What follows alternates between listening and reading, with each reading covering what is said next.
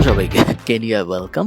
আমি মাত্র হোটেলে এসে ঢুকেছি এবং নাইরোবির এই হোটেলে এয়ারপোর্ট থেকে আসতে আমার লেগেছে ২০-২৫ মিনিটের মতো। খুবই অদ্ভুত এক্সপিরিয়েন্স আমি আপনাদের সাথে শেয়ার করি। আমি যখন নাইরোবিতে নামবো তখন আমার মাথার মধ্যে ছিল যে নাইরোবি এয়ারপোর্টে আমার এক্সপিরিয়েন্সটা হবে অনেকটা ইজিপ্ট এয়ারপোর্টের মতো বা অনেকটা মরক্কোর এয়ারপোর্টের মতো বা অনেকটা ঢাকা এয়ারপোর্টের মতো বলতে পারেন। যে বের হব, ১০০ মানুষ দৌড়ায় আসবে ট্যাক্সির জন্য, ৫০টা মানুষ দৌড়ায় আসবে সিম কেনানোর জন্য, একটা হাউকাওয়ালা স্ক্যামি টাইপ ভাইবওয়ালা অবস্থা পাবো। নাইরোবি এয়ারপোর্ট একদমই এরকম ছিল না। আমি জানি না যে নাইরোবি এয়ারপোর্ট নর্মালি এরকম না, এরকম সুন্দর নাকি আজকে ২৫শে ডিসেম্বর দেখে, আজকে ক্রিসমাস, আজকে সবকিছুর বেশিরভাগই বন্ধ, বেশিরভাগ জায়গায় অনেক ফাঁকা। আমি ঠিক জানি না যে এই কারণে ওই কারণে, বাট আমার এক্সপিরিয়েন্স খুব সুন্দর ছিল। আমি আপনাদের ফুটেজ দেখাবো। নাইরোবি এয়ারপোর্টটা একটু অদ্ভুত ইন দ্য সেন্স, অনেক সময় হয় না যে একটা এলাকায় মনে করেন বন্যা হয়েছে বা একটা এলাকায় ভ্যাকসিন দিতে হবে, তো ওখানে তাড়াহুড়া করে আর্মি যে একটা তাবু সেট আপ করে বা রেড ক্রস যে একটা তাবু সেট আপ করে, ওই তাবুর ভিতর থেকে তারপরে এই মেডিকেল হেল্প দেয় বা ত্রাণ হেল্প দেয়। নাইরোবি এয়ারপোর্ট ওইরকম তাবু দিয়ে বানানো একটা এয়ারপোর্ট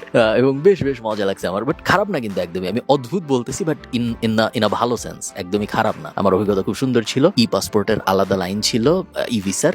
আপনারা যারা বাংলাদেশি পাসপোর্ট নিয়ে কেনিয়া ঘুরতে আসবেন তারা ইলেকট্রনিক ভিসা নিতে পারবেন এবং ভিসা নিলেই সুন্দর করে ভিসাটা প্রিন্ট করে নিয়ে আসলে ওটা একটা আলাদা লাইনই আছে। তেমন আহামরি কিছু জিজ্ঞেস করে না, কয়দিন থাকবে এটাই খেলে জিজ্ঞেস করছে। আমি কিন্তু বাংলাদেশি পাসপোর্ট দিয়ে ঢুকছি, আইরিশ পাসপোর্ট দিয়ে না। এবং আমি কোথা থেকে আসছি উনি মনে হয় ভাবছে আমি বাংলাদেশ থেকেই আসছি, বাট কোনো সমস্যা হয়নি আর কি। খুবই স্মুথ এক্সপিরিয়েন্স। বের হয়ে আসার পরে 3টা ট্যাক্সি দাঁড়ানো ছিল, 3টা ট্যাক্সির মধ্যে একটা লোক আগে আসছে এবং উনাকে হোটেলের নামটা দেখাইছি। উনি ২৫০০ কেনিয়ান শিলিং চাইছে, আমি বলছি ২০০০ এবং উনি ২০০০-এ রাজি হয়েছে। আমি সবকিছু ইউরোতে হিসাব করি, বাট আমি আপনাদের জন্য একটু ডলারে বলতেছি। $1 125 থেকে 130 কেনিয়ান শিলিং এরকম একটা ইকুইভ্যালেন্ট পাওয়া যায়। সো আমার এয়ারপোর্ট থেকে হোটেল পর্যন্ত আসতে $15-20 আশপাশে খরচ হয়েছে। হোটেলের রুফটপে বসে আমি এখন আপনাদের সাথে কথা বলতেছি।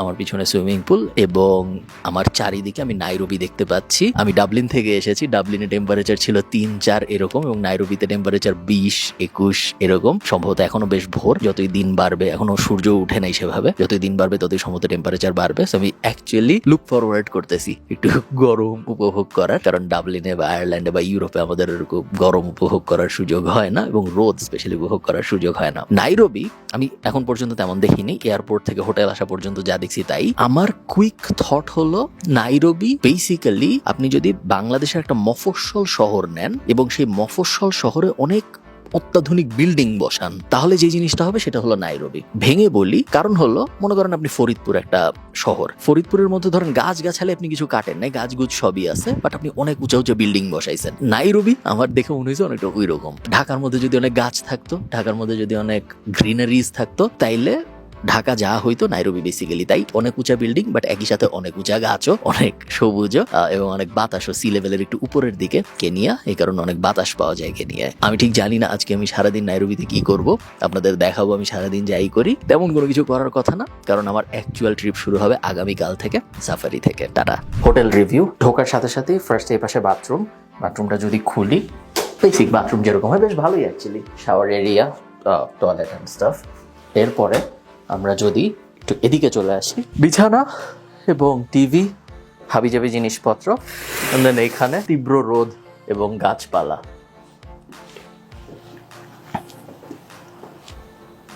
রুমের খরচ $60 প্রত্যেক রাত, যার মধ্যে ইনক্লুডেড ব্রেকফাস্ট এবং জিম এবং সুইমিং পুল হাবিজাবি। এক রাতের জন্য নাইরোবিতে থাকতে খরচ হয়েছে $60 এবং এই $60 হোটেলের মধ্যে ব্রেকফাস্ট, জিম, সুইমিং পুল এগুলো সব ইনক্লুডেড। আমি জিমে যাই না, আমি সুইমিং পুলেও নামি না, আমি সাঁতার পারি না, সেগুলো আমার জন্য কোনো ম্যাটার করে না, থাকলেও জানা থাকলেও তা। বাট ইন কেস আপনি যেতে চান এই কারণে আমি জানাই রাখলাম। হোটেলে একটা মজার ঘটনা ঘটেছে, সেটা হলো হোটেলের ছাদে বসে আমি সুইমিং পুলের সামনে বসে আমি এমনি নাইরোবির শহরটা দেখতেছিলাম ছাদের থেকে, এবং তখন হঠাৎ 2জন বাংলাদেশি মানুষ আমাকে দেখে হাই বস হোটেলের ছাদেই, এবং তারপর ওনাদের সাথে অনেকক্ষণ গল্প গুজব হয়েছে এবং ব্যাপারটা আমার খুব অদ্ভুত লাগছে যে আফ্রিকার মতো একটা জায়গায়, নাইরোবির মতো একটা শহরের ভিতরে একটা র্যান্ডম হোটেলে আমি ছাদে বসে আছি এবং ওখানে 2জন আমার সাথে দেখা হয়ে গেছে যারা আমাকে চিনে। তো ব্যাপারটা বেশ মজার ছিল। যাক, নাইরোবিতে আমার মতে 2টা জিনিস করার আছে। এক নম্বর হলো আপনি চাইলে নাইরোবি ন্যাশনাল পার্কে যেতে পারেন, যেটা পৃথিবীর একমাত্র ন্যাশনাল পার্ক যেটা একটা শহরের ভিতরে, এবং আমি ওটা যাইনি, তার কারণ আমি সাফারিতেই চলে যাচ্ছিলাম। তারপরে তো খামাখা একটা ন্যাশনাল পার্কের ভিতরে যাওয়ার কিছু করার নাই। এবং সেকেন্ড যে জিনিসটা আপনি করতে পারেন সেটা হলো আপনি জিরাফ সেন্টারে যেতে পারেন।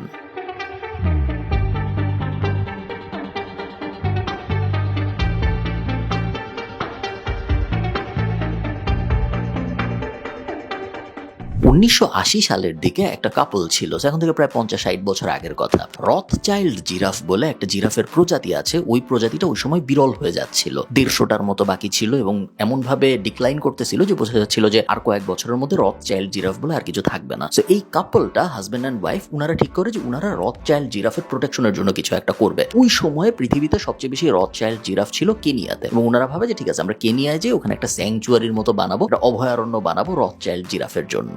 এই যে অভয়ারণ্যটা ওনারা বানায়, এই অভয়ারণ্যেরই বর্তমান নাম হইলো জিরাফ সেন্টার, যেটা নাইরোবির থেকে মোটামুটি 20-25 মিনিট দূরে, খুব বেশি দূরে এরকম না। এবং জিরাফ সেন্টারে আমার অভিজ্ঞতা ছিল অসাধারণ। জিরাফ সেন্টারে আপনি যখন ঢুকবেন, ঢোকার পর ওরা একটা বাটির ভিতরে কিছু জিরাফের খাবার দেয়, আপনার আলাদা টাকা দিতে হয় না এটার জন্য, এবং কিছু পাতা দেয় যে পাতাও জিরাফ খায়। এবং ওই জিরাফের খাবারের বাটি এবং পাতা নিয়ে আপনি জঙ্গলের ভিতরে হাঁটতে থাকবেন উইথ দ্য হোপ যে কোনো একটা জিরাফ আপনার কাছে আসবে, এবং সবসময় আসে। জিরাফগুলো বুঝে গেছে যে জঙ্গলের ভিতরে গভীর জায়গায় যে খাবার টাবার খাওয়ার চেষ্টা করার কোনো দরকার নেই। যখন টুরিস্টরা জিরাফ পছন্দ করে এরকম মানুষরা দাঁড়ায় আছে আমাকে খাওয়ানোর জন্য, সো জিরাফগুলো লেজি টেজি হয়ে গেছে। এবং আপনি ওখানে গেলেই বুঝবেন অনেক মানুষ সবাই জিরাফকে এভাবে খাওয়াচ্ছে, যাদের সাহস বেশি তারা একটা একটা করে খাবার নিয়ে জিরাফের মুখের মধ্যে দিচ্ছে। জিরাফের এত বড় লম্বা জিহ্বা আমি জানতাম না, এবং টু বি অনেস্ট জিরাফ নিয়ে আমি কখনো ভাবিনি। আমরা যখন পশু পাখির কথা ভাবি, সিংহ মাথায় আসে, বাঘ মাথায় আসে, হাতি মাথায় আসে, জিরাফ কখনো ওভাবে মাথায় আসে না। বাট জিরাফ জিনিসটা আসলে অনেক সুন্দর, আমি কাছে থেকে দেখে রিয়েলাইজ করছি। যাই হোক, এই জিরাফ সেন্টারের প্রজেক্টটা খুবই সফল একটা প্রজেক্ট ছিল ওই কাপলের। ওনারা যখন শুরু করছিল তখন তো মাত্র 150 জিরাফ ছিল, এখন প্রায় 1600-র বেশি হয়ে গিয়েছে এবং প্রতিনিয়তই বাড়ছে। বোঝা যাচ্ছে যে রথচাইল্ড জিরাফ প্রজাতিটা এখন আর বিপন্ন প্রজাতি নাই। জিরাফ সেন্টার দেখা বাদে সারাদিন আমি নাইরোবিতে তেমন কিছু করিনি। এক জায়গায় খেতে গিয়েছিলাম, ওখানে হাবিজাবি জিনিসপত্র খেয়েছি। এবং নাইরোবিতে অ্যাকচুয়ালি আপনি চাইলেও তেমন কিছু করতে পারবেন না, যেটা আমি একটু আগে বললাম। একে তো আমি গিয়েছিলাম এক্স্যাক্টলি ক্রিসমাস ডের দিন, সবকিছু বন্ধ। বাট সবকিছু যদি খোলাও থাকতো অনেকটা ঢাকার মতো নাইরোবি আমার মনে হয়েছে। সো রেস্টুরেন্টে যাওয়া, শপিং মলে যাওয়া, এইগুলা 2-3টা জিনিসের বাদে অ্যাকচুয়ালি শহরের ভিতরে আর করার তেমন কিছু ছিল না। সো আমি রেস্টুরেন্টে ঘুরে ঘেরে তারপর সন্ধ্যার মধ্যেই হোটেলের ভিতরে চলে আসি, তার কারণ পরের দিনের ট্রিপ শুরু হচ্ছে ভোরবেলার থেকে।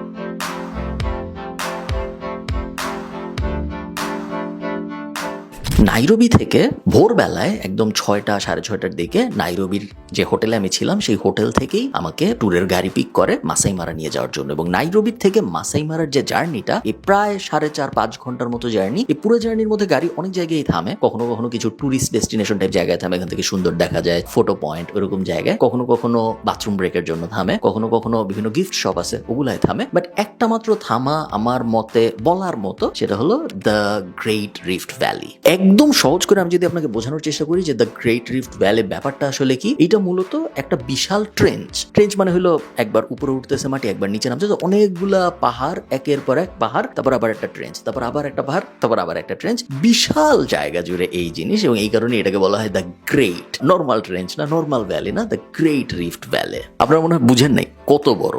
এই জিনিস শুরু হয়েছে লেবানন থেকে, এবং পুরা মিডল ইস্ট জুড়ে এই ট্রেঞ্চ আছে, এবং তারপরে আফ্রিকার মোজাম্বিকে এসে এই ট্রেঞ্চ শেষ হয়েছে। টোটাল 6000 কিলোমিটার লম্বা এই ট্রেঞ্চ, এবং দুনিয়ার সবচেয়ে বড় ট্রেঞ্চ আমি যেটা আপনাদের বললাম একটু আগে। 25 মিলিয়ন বছর আগে এই জিনিস সৃষ্টি হয়েছিল পৃথিবীর টেকটনিক প্লেট শিফটের কারণে, এবং এখনো ওই এলাকায় টেকটনিক প্লেট শিফট হয়। এবং বলা হয় পৃথিবীর অনেক পুরানো কিছু মানুষের ফসিল পাওয়া গিয়েছিল এই ট্রেঞ্চে এবং এই রিফট ভ্যালিতে, কারণ এটা পৃথিবীর সবচেয়ে পুরানো বসতিওয়ালা জায়গাগুলোর একটা। কেনিয়া তো অবশ্যই পুরাটা পায় নাই, যেহেতু জিনিস মিডল ইস্ট থেকে শুরু হয়েছে এবং আফ্রিকা এসে শেষ হয়েছে। রিফটের অনেক ভাগ আছে, বিভিন্ন দেশ বিভিন্ন ভাগ পেয়েছে, অনেকগুলা দেশ জুড়ে এই রিফট। বাট কেনিয়া শুধুমাত্র যে জায়গাটা পেয়েছে ওই জায়গাটার ভিতরেই 6টা অসাধারণ সুন্দর লেক আছে। তো আপনি ধারণা করে নিতে পারেন যে পুরা রিফটটা আসলে কত সুন্দর। এত সুন্দর এটা আসলে ছবিতে বা ভিডিওতে দেখানো কোনোভাবেই সম্ভব বলে আমার মনে হয় না।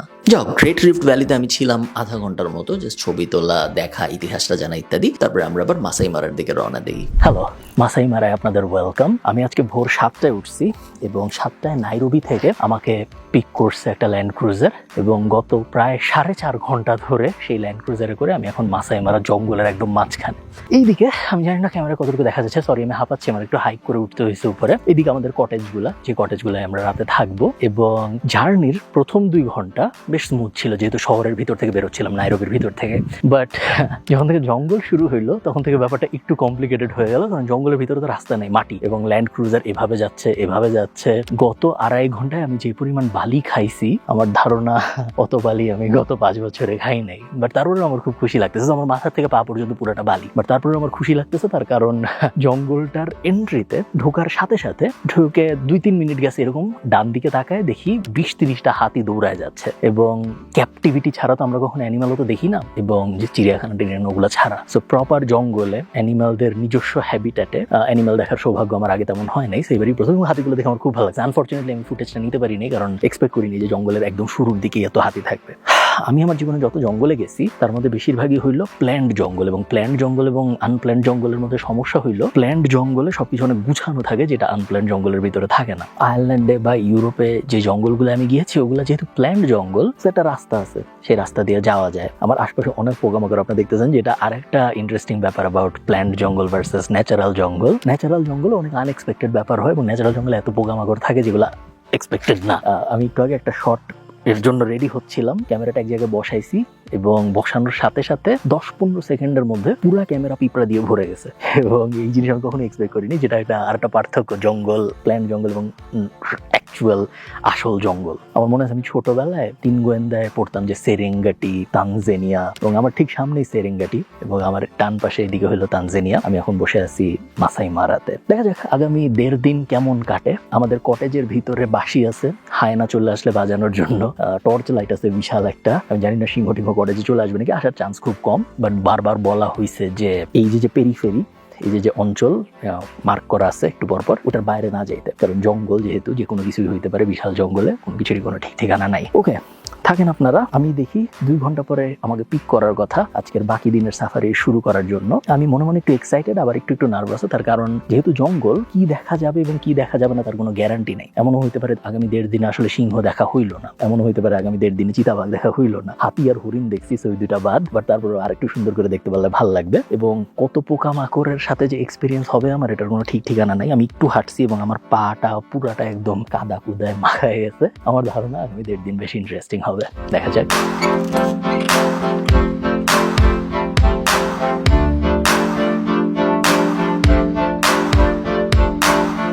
হ্যালো, বাথরুম থেকে শুরু এবারের রুম ভিউ।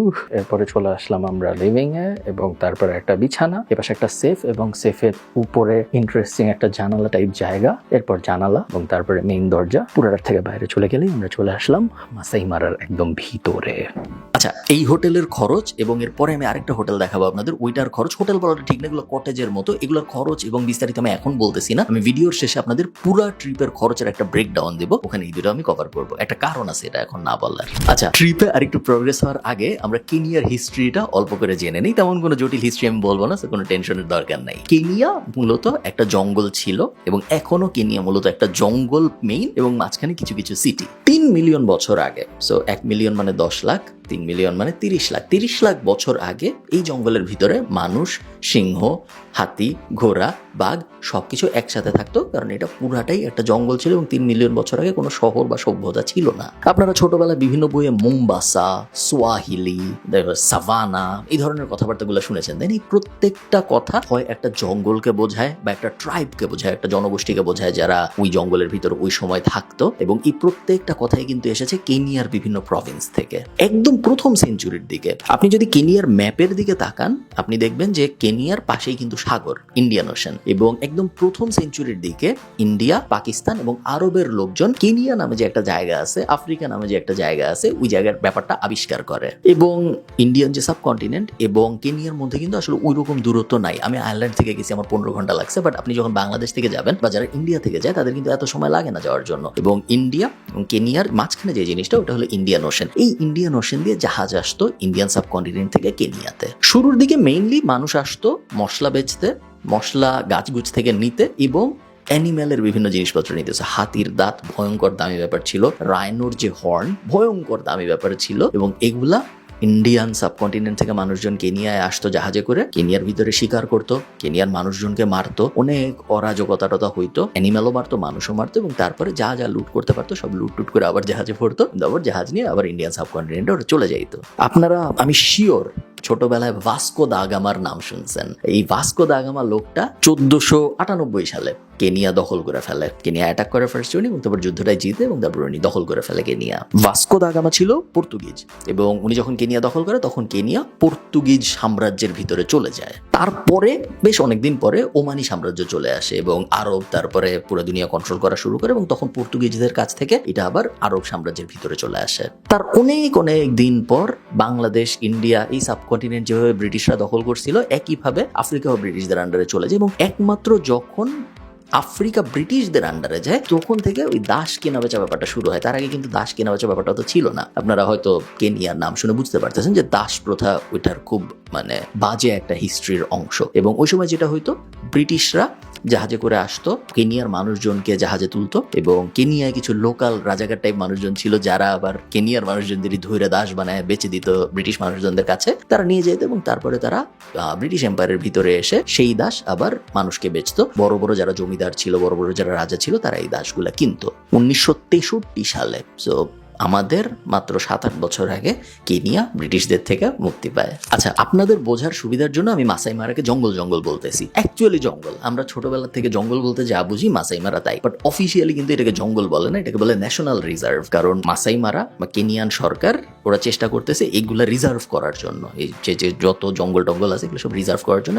এগুলাকে ওরা জঙ্গল বলে না, ওরা বলে ন্যাশনাল রিজার্ভ। অফিসিয়ালি ওই জিনিসটাকে ন্যাশনাল রিজার্ভ বলা হয়। কেনিয়া টোটাল 35টা এরকম ন্যাশনাল রিজার্ভ আছে। সব মাসাই মারার মতো বড় না, বেশিরভাগই আরো অনেক ছোট। বাট জাস্ট আমি জানায় রাখলাম যে অফিসিয়ালি কিন্তু এটার জঙ্গল বলে না, এটা বলে ন্যাশনাল রিজার্ভ। এই যে মাসাই মারা ন্যাশনাল রিজার্ভ, এটার পুরাটার সাইজ প্রায় 26,000 স্কোয়ার কিলোমিটার। বাট এই 26,000 স্কোয়ার কিলোমিটারের পুরাটা কেনিয়ার না, এর অনেকটাই অ্যাকচুয়ালি এটার বেশিরভাগই তানজানিয়ার। কেনিয়া পাইছে খুব কম একটা অংশ কম্পেয়ার টু তানজানিয়া। তাও বিশাল, এত বড় জঙ্গল আপনি কখনো দেখেন নাই, আমি কখনো দেখিনি। বাট তানজানিয়ার সাথে কম্পেয়ার করলে কেনিয়ারটার সাইজ আসলে ছোট। তানজানিয়ার সাইডে যেটা আছে ওইটাকে বলা হয় সেরেঙ্গাটি। আপনারা হয়তো সেরেঙ্গাটি জঙ্গল শুনছেন, আমি ছোটবেলায় 3 গোয়েন্দা অনেক পড়ছি। এবং কেনিয়ার সাইডে যেটা আছে একই সাথে বর্ডার, সিংহর জন্য সেম। সিংহ হেঁটে গেলে কখন সিংহ মাসাই মারার থেকে সেরেঙ্গাটিতে চলে যাবে সিংহ বুঝবে না। বাট আমার আপনার জন্য মাঝখানে একটা বর্ডার আছে, সেরেঙ্গাটির যেখানে শেষ হয় এবং মাসাই মারা যেখান থেকে শুরু হয়। ওই বর্ডার কোনো ম্যান্ড বর্ডার না। সো কখন আপনি কেনিয়ার থেকে তানজানিয়া চলে যাবেন, আপনি যদি জঙ্গলের ভিতর দিয়ে হাঁটতে থাকেন আপনি টের পাবেন না। একটা সাইনবোর্ড আছে যে এই সাইনবোর্ডের এই পাশে তানজানিয়া এবং এই পাশে কেনিয়া, বাট কোনো গার্ড বা এরকম কিছু নাই ওই জায়গায়। যাক, এই দিন দুপুর থেকে পরের 1.5 দিন আমার রুটিন ছিল মোটামুটি সেম।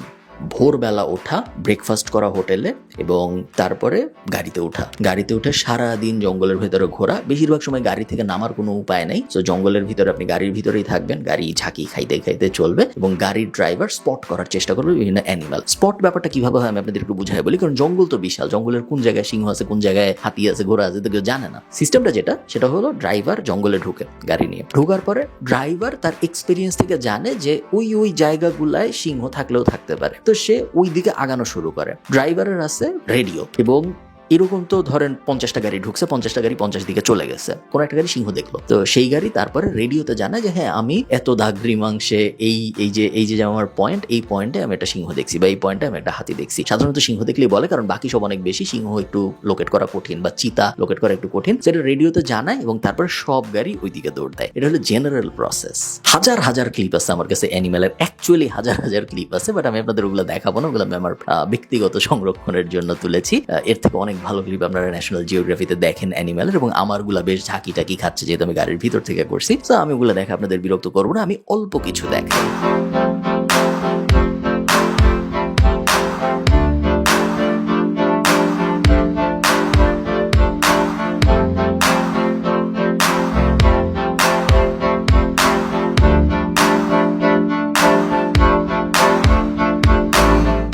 জঙ্গলে ঢোকার পরেই ফার্স্টেই আমি ডান দিকে দেখি কিছু জেব্রা এবং কিছু হরিণ। জেব্রা যে এত প্রচুর পরিমাণে আছে এবং হরিণ যে এত প্রচুর পরিমাণে আছে এটা আমি ভাবি নাই, বাট আমি খুব একটা অবাক হইনি। অ্যাকচুয়ালি হরিণ দেখে একদমই অবাক হইনি, কারণ হরিণ তো আমি আয়ারল্যান্ডেও রাস্তাঘাটে দেখি। জেব্রা যে এত আছে এটা আমি আসলে এক্সপেক্ট করে যাইনি। সো এত জেব্রা দেখা আমার বেশ মজা লাগে। এবং তারপরে মাত্র কয়েক কিলোমিটার জেব্রা দেখলাম, তারপরে ধরেন 5 মিনিট বা 7 মিনিটের মতো গাড়ি চলছে, তারপরে আমি আমার জীবনের প্রথম খোলা সিংহ দেখি। 2টা সিংহ, একটা ছেলে একটা মেয়ে, 2জন বসে রোদ পোহাচ্ছে।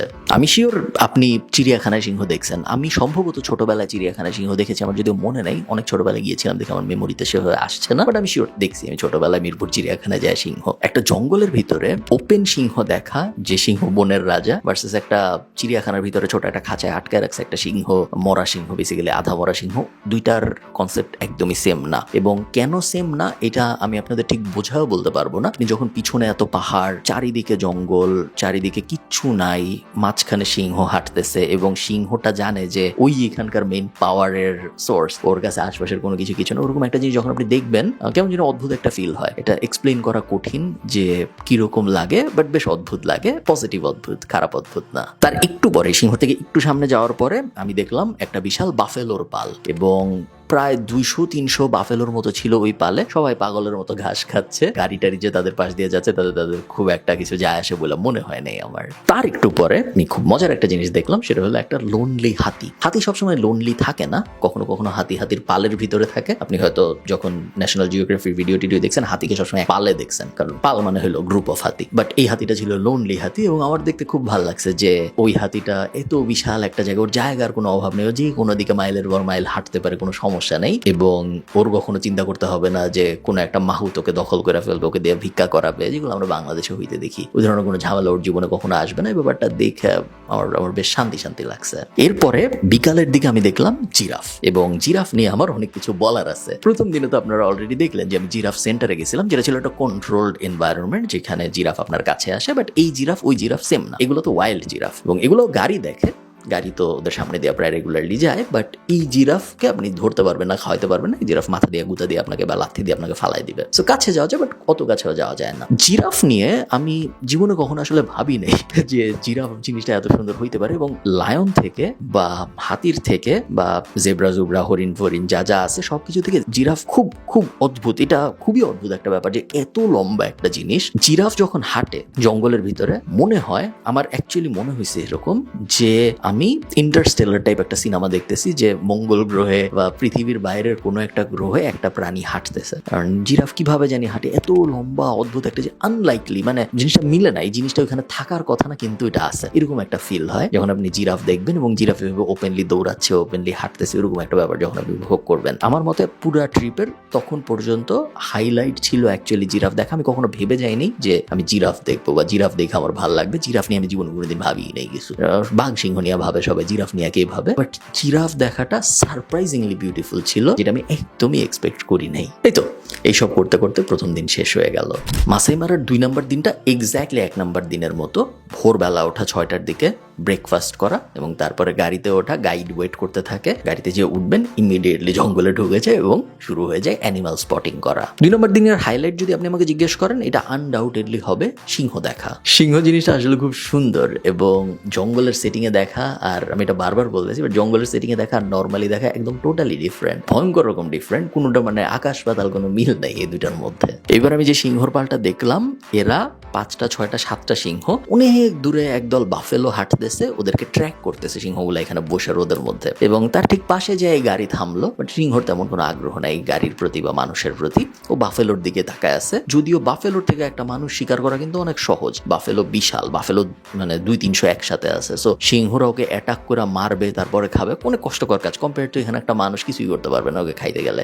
বাট যেটা আমাদের গাইড আমাদের জানাইলো, যে একমাত্র যদি কোনো সিংহ অসুস্থ হয়ে যায়, যে সে অসুস্থ, তার আর কোনো উপায় নাই, সে মরা হয়ে গেছে, তার আর কোনো উপায় নেই, সে এখন বাফেলো ধরতে পারবে না, ওয়াইল্ডার বিস্ট ধরতে পারবে না, কোনো মানে বড় অ্যানিমালও ধরতে পারবে না, তখন যে বাধ্য হয়ে সে 1-2বার মানুষকে অ্যাটাক করলেও করতে পারে। এটা একটা কারণ। আর আরেকটা কারণ হলো সিমিলার কারণ, একটা সিংহর বয়স যদি অনেক বেশি হয়ে যায়, তো বয়স বেশি যখন হয়ে যায় তখন সিংহরা অত শক্তি থাকে না যে শিকার করে খাবে। এই 2 সিচুয়েশনে তাও খুব খুব খুব রেয়ার একটা সিংহ মানুষকে অ্যাটাক করতে পারে। বাট জেনারেলি স্পিকিং সিংহ কখনোই মানুষকে অ্যাটাক করে না। এবং এমনও হয় যে আমার গাইড আমাকে বলতেছিল যে ওনারা সিংহর পাশে গাড়ি নিছে, গাড়ি নিয়ে পার্ক করে, গাড়ি অফ করে সিংহ দেখতেছে। সিংহ রোদ থেকে বাঁচার জন্য গাড়ির নিচে এসে ঘুমায় গেছে, এবং এরপরে ওনারা গাড়ি ছাড়তেও পারে না, কারণ গাড়ির নিচে সিংহ ঘুমাচ্ছে। আবার ওনাদের অন্যান্য জায়গায় যাইতেও হবে, তো দেখা যাচ্ছে যে ঘন্টার পর ঘন্টা ওনারা গাড়ি নিয়ে ওখানে বসে আছে, কারণ গাড়ির নিচে সিংহ। এবং আমি আশা করছিলাম যে আমি হয়তো সিংহর শিকার করা দেখতে পারবো। আমি দেখতেছিলাম ও বাফেলো ট্র্যাক করতেছে,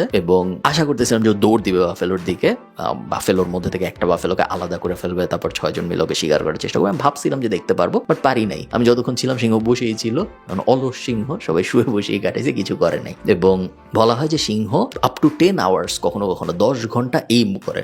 কখন যে সিংহ উঠবে, কখন যে সিংহ অ্যাটাক করবে, কখন যে সিংহ দৌড় দিবে, এটা কেউ প্রেডিক্ট করতে পারে না, এবং অনির্দিষ্ট কাল পর্যন্ত তো ওখানে বসে থাকাও সম্ভব না। এই ট্রিপের একটা হাইলাইট আমি বলবো চিতা দেখা, এবং চিতা দেখবো আমি এটা এক্সপেক্ট করি নাই, তার কারণ চিতা নকটার্নাল। চিতা রাতের বেলা শিকার করে, রাতের বেলা হাঁটাহাঁটি করে, দিনের বেলা লুকায় থাকে, ঘুমায় থাকে। এবং আমি চিতা দেখছি মাত্র একটা। সিংহ ধরেন আমি দেখেছি 15টা হবে বা 20টা হবে, বাট চিতা দেখছি আমি মাত্র একটা। এ থেকে আপনারা বুঝতে পারেন যে মানে চিতা দেখাটা আসলে খুব কঠিন, এবং এটাও পুরোপুরি র্যান্ডমলি ওই যে আমাদের ড্রাইভার রেডিওতে ইনফরমেশন পাইছে যে ওই অমুক জায়গায় একটা চিতা দেখা গেছে, তারপর তাড়াতাড়ি গেছি এবং তারপর যেয়ে দেখছি, এবং বেশ বেশ কুল লাগছে। চিতা জিনিসটা আসলে বেশ সুন্দর, সবাই সুন্দর, এবার চিতা জিনিসটা অন্যরকম সুন্দর। আমি জানি যে আমি খুব সুন্দর করে এক্সপ্লেন করতে পারতেছি না, এবং এই জিনিস এক্সপ্লেন করা সম্ভব না, এই জিনিসটা আপনার দেখে বুঝতে হবে। চিতারও সিংহর মতো সেম কাহিনী, মানুষের প্রতি ওর কোনোই আগ্রহ নেই, মানুষ যে আশপাশে ঘুরতেছে ঘাটতেছে ওর কিছু যায় আসে না। চিতার থেকে মাত্র কয়েক কিলোমিটার যাওয়ার পরে, মোটামুটি 15-20 মিনিট হয়তো গাড়িটা চলছে, তারপরে আমরা একটা হাতির পালের সামনে চলে আসি। এবং হাতির ব্যাপারে এই ব্যাপারটা আমি জানতাম না, আমি শিওর না আপনারা জানতেন নাকি, বাট তারপরে আমি আপনাদের সাথে শেয়ার করি। সেটা হলো হাতি কিন্তু সিংহ, বাঘ এগুলোর থেকে অনেক বেশি ভয়ঙ্কর। সিংহ, বাঘ আমি একটু আগে যেটা বলতেছিলাম, চিতা, এরা মানুষ অ্যাটাক করে না, এরা কিছু যায় আসে না এদের মানুষের। বাট ওয়াইল্ড হাতি যেটা, বা ওয়াইল্ড রাইনো যেটা, বা ওয়াইল্ড বাফেলো যেটা, এগুলো কিন্তু বাজ বিচার করে না, এবং এগুলো কোনো কারণ ছাড়া। হাতি কিন্তু ঘাস খায়, ধরেন সিংহ তো যাকে অ্যাটাক করতেছে তাকে খাওয়ার জন্য অ্যাটাক করতেছে, তাকে মায়েরা ওর মাংস খাবে। বাট হাতির ক্ষেত্রে হাতি কিন্তু মানে খাওয়ার জন্য অ্যাটাক করতেছে না, হাতি তো মানে মাংসাশী না। হাতি যেটা করে, হাতির মাথা গরম, ওর কাছে যখন কেউ যায়, বা রাইনোর মাথা গরম বা বাফেলোর মাথা গরম, ওর কাছে যখন কেউ যায়, গাড়ি নিয়ে যাক বা হাইটে যাক, ও তার দিকে দৌড় দেয়, এবং হাতি পাল নিয়ে দৌড় দেয়। এবং হাতি পৃথিবীতে ল্যান্ডে সবচেয়ে হেভি অ্যানিমাল, সবচেয়ে বড় এবং সবচেয়ে হেভি অ্যানিমাল। সো হাতি যদি আপনাকে বাই এনি চান্স একটা গুতা টুতা দিয়ে বসে, আপনি ধরে নিতে পারেন আপনি জঙ্গলের কোথায় ঘুরে যাওয়া পড়বেন, আপনার কোনো হিসাব থাকবে না। তাও আমি বলবো আমরা বেশ কাছেই গিয়েছিলাম, আপনারা ফুটেজ দেখে জাজ করে নেবেন। প্রত্যেক বছরে মাসাই মারাতে একটা অদ্ভুত ঘটনা ঘটে, যে ব্যাপারটাকে বলা হয় দ্য গ্রেট মাইগ্রেশন। আপনারা বুঝতে পারতেছেন কেনিয়ার সাথে দ্য গ্রেট ব্যাপারটা, যে কোনো কিছুর আগে ওরা দ্য গ্রেট বসায় দেয়, but the great migration is actually the great, এবং এই কারণে এটাকে বলা হয় 8th wonder of the world, অষ্টম আশ্চর্য বলা হয়। আপনারা দেখছেন না যে অতিথি পাখি শীতের সময় অমুক জায়গার থেকে জাহাঙ্গীরনগর বিশ্ববিদ্যালয়ে চলে আসছে, এরকম ঘটনা ঘটে। সেম জিনিস ঘটে যখন তানজানিয়ার থেকে অ্যানিমালরা কেনিয়াতে চলে আসে, এবং এই যে তানজানিয়ার থেকে অ্যানিমালরা কেনিয়াতে চলে আসতেছে, এই ব্যাপারটাকে বলা হয় গ্রেট মাইগ্রেশন। এবং গ্রেট মাইগ্রেশন বলার কারণ হইলো একটা দুইটা আসে না, 20 লাখ অ্যানিমাল আসে, ওয়াইল্ডার বিস্ট আসে, অনেক সময় সিংহ টিংহ আসে, অবশ্যই বাফেলো আসে, হাজার হাজার লাখে লাখে বাফেলো আসে, হাজার হাজার লাখে লাখে হরিণ আসে, অ্যাকচুয়ালি লাখে লাখে। এবং এই সব কিছু একটা নদী আছে মাসাই রিভার, এই রিভারের মধ্যে দিয়ে পার হয়। সো তানজানিয়া এবং কেনিয়ার মাঝখানে একটা নদী আছে, ওই নদীটার উপর দিয়ে পার হয় এগুলা সব। ভয়ঙ্কর ব্যাপার হলো এই নদীর ভিতরে আছে, এই নদীটাকে বলা হয় পৃথিবীর সবচেয়ে ভয়ঙ্কর নদীগুলার একটা। নদীর ভিতরে আছে কুমির, নদীর ভিতরে আছে সব ধরনের সাপ, এবং নদীর ভিতরে আছে জলহস্তি। আমরা যেটাকে বলি জলহস্তি খুব একটা ভয়ের না, জলহস্তি অ্যাটাক করে না সাধারণত, জলহস্তি ঘাস টাস খায়, এলগাই উলগাই খায়, ওরা হ্যাপি। কুমির এবং সাপ এই দুইটা ভয়ঙ্কর, এবং এই নদীতে প্রত্যেক কিলোমিটারের ভিতরে 20 থেকে 30টা পর্যন্ত কুমিরও থাকে কোনো কোনো জায়গায়। এবং আমাকে গাইড বলতেছিল ওই জায়গায় বন্দুক ছাড়া যাওয়া যায় না। এমনি সময় পুরো জঙ্গলে ঘুরতে সিংহর পাশটাসে যেতে কিন্তু বন্দুক লাগে নাই, বাট ওই জায়গায় আরেকটা রেঞ্জার আসে, পার্ক রেঞ্জার, যে আলাদা করে গাইড করে নিয়ে যায়, এবং ওনার কাছে একটা AK-47 আছে, যেটা নিয়ে উনি অ্যালার্ট থাকে যে কখনো যদি অ্যাটাক করার চেষ্টা করে কোনো কুমির টুমির, তখন তাকে আটকাবে। জিনিসটা যেটা হয় সেটা হলো এই যে 20 লাখ অ্যানিমাল, এই 20 লাখ অ্যানিমাল তানজানিয়ার থেকে কেনিয়া আসার জন্য এই নদীর ভিতর দিয়ে পাড়ি দিতে হয় ওদের, আর কোনো উপায় নেই। এবং কুমির, সাপ এরা ওয়েট করে পানির মধ্যে, এবং অনেক সময় সিংহ এসে পানির পাড়ে ওয়েট করে। ওই দিক থেকে বাফেলো আসতেছে, ওই দিক থেকে ওয়াইল্ডার বিস্ট আসতেছে, হরিণ আসতেছে, ওর একের পর এক ধরতেছে আর খাইতেছে, ধরতেছে আর খাইতেছে, হাজার হাজারে আসতেছে, লাখে লাখে আসতেছে, ওরা ধরতেছে আর খাচ্ছে। অদ্ভুত একটা ব্যাপার। এই ব্যাপার দেখার সৌভাগ্য আমার হয় নাই, বাট আমার ওই নদীটা এবং ওই জায়গাটা দেখার সৌভাগ্য হয়েছে যেখানে এই ব্যাপারটা হয়। একটা সাইড নোট বলে রাখি, আপনারা যদি কেনিয়া যান, কেনিয়া ঘুরতে যান, আপনারা অবশ্যই চেষ্টা করবেন যে এই দ্য গ্রেট মাইগ্রেশন, এই জিনিসটা যখন জুন জুলাইয়ে হয়, ওই সময় যাওয়ার চেষ্টা করতে, তাহলে আপনারা এই জিনিস নিজের চোখে দেখতে পারবেন, যেটা আমার দেখা হয় নাই। আমার গাইড আমাকে বলতেছিল যে তুমি তো একটা ছোটখাটো মানুষ, তুমি যদি বাই এনি চান্স এই নদীর ভিতরে পড়ো, তাহলে আমার কাঁধে বন্দুক আছে, বাট আমার বন্দুক দিয়ে আমি কিছুই করতে পারবো না, কারণ তুমি নদীতে পড়ার 3 থেকে 4 মিনিটের মধ্যে তোমার চামড়াও খুঁজে পাওয়া যাবে না। অ্যাটলিস্ট 5 থেকে 6টা কুমির এসে তোমাকে অ্যাটাক করবে, 1-2টা সাপ এসে তোমাকে অ্যাটাক করবে এবং তোমার চামড়াও খুঁজে পাওয়া যাবে না। তো তুমি একটু সাবধানে থাকো। আচ্ছা, মাসাই মারা কিন্তু একমাত্র জায়গা না যে জায়গায় আমি গিয়েছি এই কেনিয়া ট্রিপে। মাসাই মারার থেকে আমি আরেক জায়গায় চলে যাই এই দিনে, যে জায়গাটার নাম হলো নাকুরু। এগেন ভয়ঙ্কর বাজে রাস্তা, এবং মাসাই মারার থেকে নাকুরু যাওয়ার পুরো রাস্তার মধ্যে মনে হয় মানে পিচ ঢালা রাস্তা ব্যাপারটা নাই, মাটির রাস্তা পুরাটা ভয়ঙ্কর, হাড্ডি থেকে মাংস আলাদা হয়ে যাচ্ছে টাইপ ঝাঁকুনি, প্রায় 3 ঘন্টা, মনে হয় যে 5-10 মিনিটের ঝাঁকুনি। 3 ঘন্টার ঝাঁকুনি শেষ করে নাকুরুর হোটেলে যেয়ে উঠি। হোটেল বড়টা একটু বেশি হয়ে যাবে, মোর অফ আ রিসোর্ট। এই রিসোর্টের মেইন ফিচার হইলো এটার জানালার কাছে কিছু রাখা যায় না, কারণ জানালার বাইরে বানর আছে। কোনো কিছু জানালার কাছাকাছি রাখলে বানর এসে ওটা নিয়ে যায়, নিয়ে ফেলে দেয়। নাকুরুতে কেন আসছি? নাকুরুতে আসার মূল কারণ হলো রাইনো দেখা এবং ফ্লেমিঙ্গো দেখা। যদিও ফ্লেমিঙ্গো দেখা আমারও তো আগ্রহ ছিল না, আমার মেইনলি আগ্রহ ছিল রাইনো দেখায়। নাকুরুতে একটা লেক আছে, দ্য লেক অফ নাকুরু, এবং এই লেকের পাশে সবচেয়ে বেশি ফ্লেমিঙ্গো পাওয়া যায় দুনিয়ায়। এবং আমি ফ্লেমিঙ্গো দেখেছি, আমি রাইনো দেখেছি। আপনারা অনেকেই হয়তো জানেন যে রাইনো এক্সটিংক্ট হয়ে যাচ্ছে দুনিয়া থেকে, খুব বেশি রাইনো আর পৃথিবীতে নেই, এবং একটা স্পেশাল প্রজাতির রাইনো আছে যেটার 2টাই আছে এবং 2টাই ফিমেল। তো ওটা আর বাড়বে এরকম না, ওটা আস্তে আস্তে নাই হয়ে যাবে। 2টাই কেনিয়াতে, যে 2টা ফিমেল আছে, মা আর মেয়ে। বাট ওই প্রজাতি ছাড়াও আরো অনেক রাইনোর প্রজাতি আছে যেগুলার এক্সটিংশন পর্যায়ে যায় না, ওগুলো এখন অ্যাভেলেবল। ওগুলোর অনেকগুলো আমার দেখার সৌভাগ্য হয়েছে এই ট্রিপে। একই সাথে ফ্লেমিঙ্গো তো দেখা হয়েছেই, অনেক হাজার হাজার লাখে লাখে বার্ড। এবং লেকের পারে যখন ফ্লেমিঙ্গো তো পিঙ্ক কালারের হয়, লেকের পারে যখন সব একসাথে ছড়ায় পড়ে থাকে, মনে হয় যে পানির উপরে একটা পিঙ্ক চাদরের মতো একটা ব্যাপার হচ্ছে, দেখতে খুব খুব খুব সুন্দর লাগে ওই ব্যাপারটা। নাকুরুর জঙ্গলে আমি একটা মজার জিনিস দেখছি, যেটা আপনাদের সাথে শেয়ার না করলে একদমই খারাপ একটা ব্যাপার হবে। সেটা হলো নাকুরুর জঙ্গলে গাড়ি চলতেছে। নাকুরুর জঙ্গলে একটু আগে যেটা বললাম, মেইনলি কিন্তু আমরা আসছি যে আমরা রাইনো দেখবো, আমরা ফ্লেমিঙ্গো দেখবো, আরো কিছু পাখি টাকি দেখবো, শেষ, এবং লেকটা দেখবো।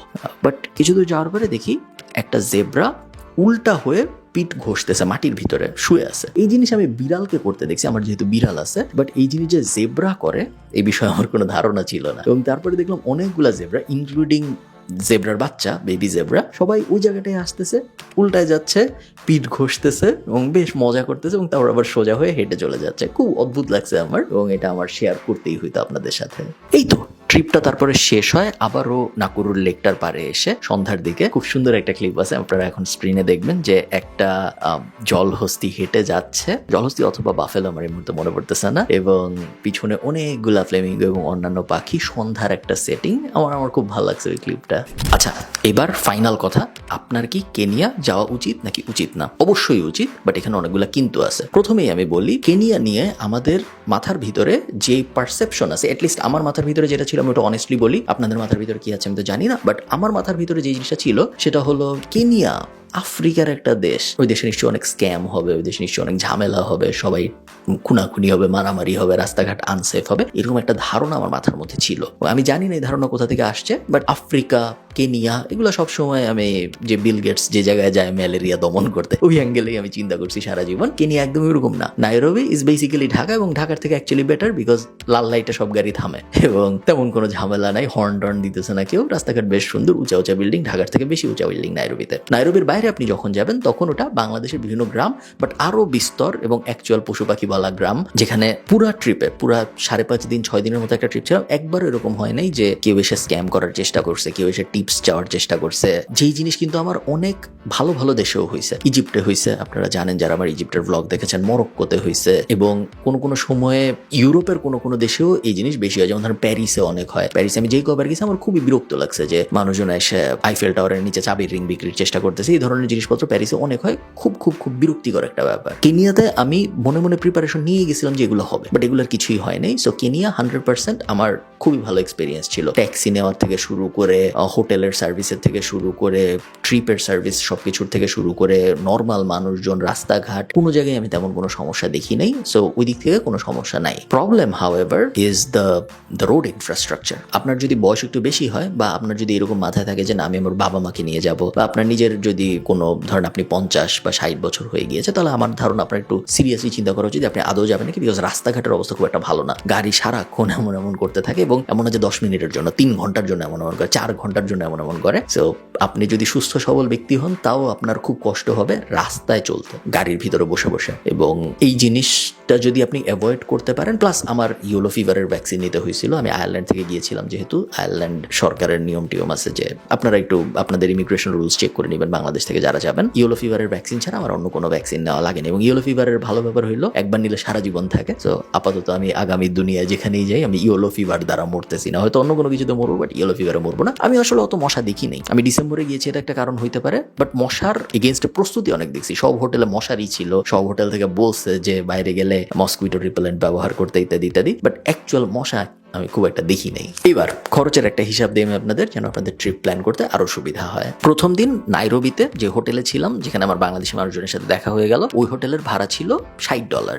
সারাদিন ওই দিন আমি নাইরোবিতে ঘুরছি, সারাদিন নাইরোবিতে ঘুরতে আমার খরচ হয়েছে $50। নাইরোবিতে উবার চলে, আমি প্রত্যেকবার উবারই উঠছি। শুধু প্রথমবার যখন এয়ারপোর্ট থেকে হোটেলে আসছিলাম, তখন এয়ারপোর্টের বাইরে যে ট্যাক্সি ছিল ওটাই আমি নিয়ে নিয়েছিলাম, ওখানে $20 খরচ হয়েছিল। জিরাফ সেন্টার যেটা আমি গেলাম, ওই জিরাফ সেন্টারের এন্ট্রি ফি ছিল $15। সারাদিনের খাওয়া দাওয়া ধরেন আরো $50-60 মতো হবে। নাইরোবির দিনে আমি লাঞ্চ এবং ডিনার এই দুইটা যদি আপনি হিসাব করেন, অ্যারাউন্ড $50-60 এরকম খরচ হয়েছে। এর থেকে অনেক আমি শিওর $10-15 খরচ করা সম্ভব। আমি একটু ফ্যান্সি জায়গাগুলো দেখার জন্য ওগুলাই গিয়েছিলাম, এই কারণে আমার একটু বেশি খরচ হয়েছে, বাট চাইলে $15-20 আপনি লাঞ্চ এবং ডিনার শেষ করে ফেলতে পারবেন, কোনো সমস্যা হবে না। এই যে খরচের ব্রেকডাউন আমি বললাম, এর বাইরে আমি আরো 2টা হোটেলে ছিলাম, আমি আরো 4 দিন 3.5 দিন গাড়িতে ঘুরছি, সারাদিন সকাল থেকে একদম সন্ধ্যা পর্যন্ত। ব্রেকফাস্ট, লাঞ্চ, ডিনার এর সবকিছু ইনক্লুডেড ছিল ট্রিপের ভিতরে, যে ট্রিপে আমি গিয়েছিলাম। এবং এই পুরা ট্রিপের খরচ ছিল $1500 আমি অত হিসাব টিকাশ করতে চাচ্ছি না, পার পার্সন আপনি ধরে নেন $1500 থেকে $1600 আশপাশে খরচ হয়েছে এই পুরা ট্রিপ। সো 2 হোটেল মিলায়, ব্রেকফাস্ট, লাঞ্চ, ডিনার মিলায়, 3.5 দিনের গাড়ি ভাড়া সহ,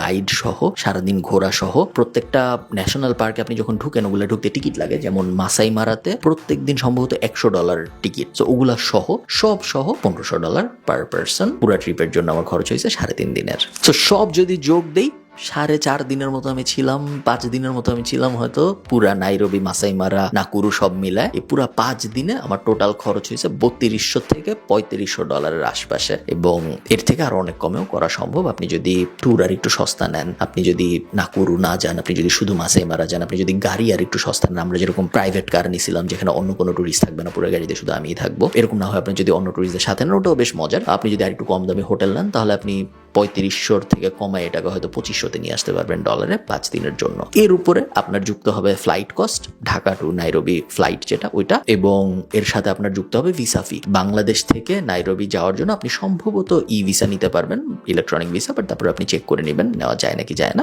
তো মোটামুটি ওভারঅল ভেরি নাইস এক্সপিরিয়েন্স, কোনো সমস্যা হয়নি, বেশ আরাম লাগছে আমার, বেশ মজা লাগছে। এবং স্পেশালি আপনার যদি অ্যানিমাল পছন্দ হয়, আপনি যদি জঙ্গলে যাইতে চান, আপনি যদি অ্যানিমালদের তাদের ন্যাচারাল এনভায়রনমেন্টে দেখতে চান, সেই ক্ষেত্রে আমার মতে একটা সাফারিতে আপনার অবশ্যই যাওয়া উচিত।